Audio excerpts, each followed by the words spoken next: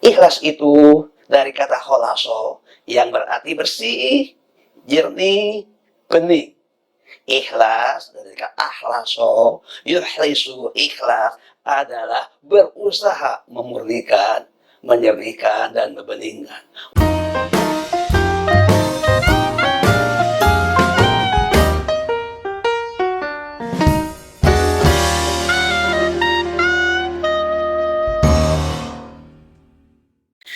Ikhlas itu artinya menjernihkan, memurnikan. Yang dimaksud memurnikan, menjernihkan adalah memurnikan, menjernihkan motivasi. Jadi ketika sholat, tidak ada motivasi lain kecuali ingin dekat dengan Allah. Taqarrub ilallah, mendekatkan diri kepada Allah. Harapannya mendapatkan keridhaan Allah. Capaiannya mendapatkan maghfirah dari Allah. Dekat dengan Allah, dapatkan keridhaan Allah, dan betul-betul tidak ada motif selain dekat dengan Allah, mendapat ridho Allah, subhanahu ibtigoa mardatillah, mencari keridhaan Allah. Jadi tidak ada motivasi lain, tidak ada harapan lain, tidak ada target lain yang bersifat duniawi, seperti apresiasi dari manusia, penghargaan dari orang, mendapatkan penilaian, pengakuan sebagai orang yang tekun beribadah, bukan. Tetapi benar-benar murni mengharap keridhaan Allah. Hal ini sebagaimana ditegaskan dalam firman Allah pada surat Al-Bayyinah. Wa ma umiru illa liya'budullaha mukhlishina lahuddin. Dan tidaklah orang beriman itu kecuali diperintahkan untuk beribadah kepada Allah, benar-benar menjalankan agama dengan jernih, dengan murni, semata-mata mengharap ridho Allah subhanahu wa ta'ala. Jika keempat aspek dalam sholat itu sudah ada, aktual, kuat, mendalam, dan dirasakan dalam diri kita, dalam kalbu kita, dalam perasaan kita waktu sholat, maka insya Allah akan memudahkan meraih yang kelima, yaitu khusyuk. Ketika khusyuk, maka khusyuk itu melibatkan aspek fisik, yaitu gerakan, bacaan yang tertib, yang tumanina, kemudian melibatkan aspek perasaan yang terhubung dengan Allah, melibatkan aspek pikiran yang tidak kemana-mana, yang tidak jalan-jalan, tetapi betul-betul fokus dalam suasana ibadah kepada Allah.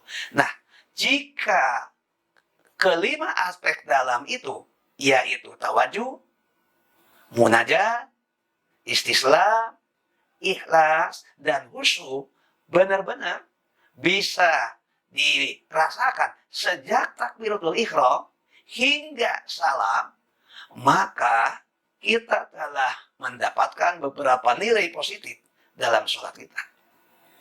Yang pertama, tentu pikiran kita menjadi lebih jernih, perasaan kita bening, rohani kita lebih tenang, ditopang oleh suasana dalam keadaan punya wudhu yang menggambarkan kebersihan, kesucian, dengan sikap yang rendah hati dan gerakan yang memberikan penyerahan diri, maka sholat yang demikian punya beberapa potensi untuk menjadi dasar tumbuhnya sikap yang baik, sikap yang positif. Dimulai dari bagaimana sholat dipahami sebagai kewajiban. Tentu pandangan bahwa sholat sebagai kewajiban itu akan menjadi titik tolak. Apakah orang ini punya kepekaan? Apakah orang ini punya tanggung jawab? Apakah orang ini punya perhatian untuk menunaikan kewajiban terhadap Allah subhanahu wa ta'ala? Nilai yang tertinggi pada sikap adalah tanggung jawab kepada Allah, bahwa sholat adalah kewajiban.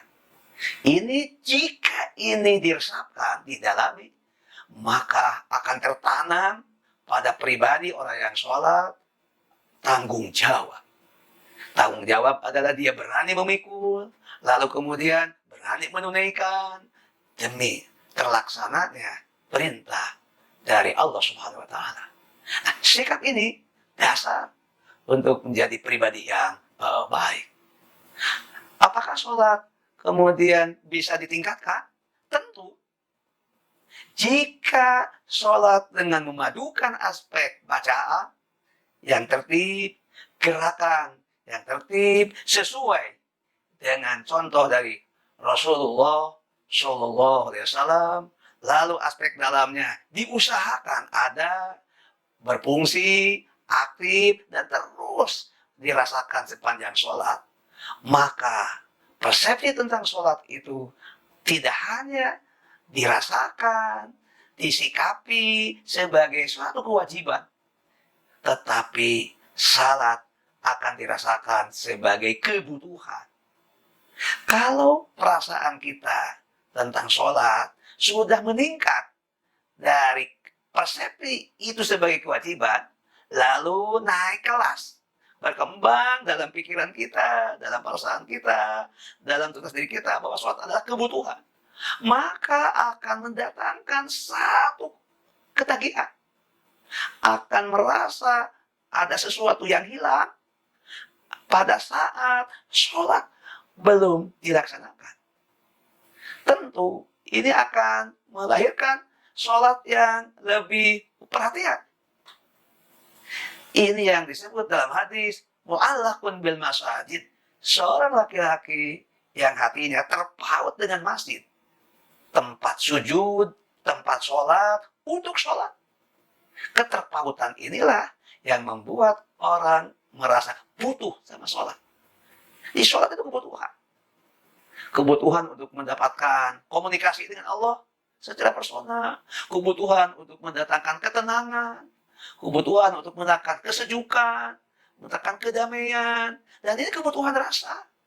Dan kebutuhan rohani. Jadi ini kebutuhan emosi.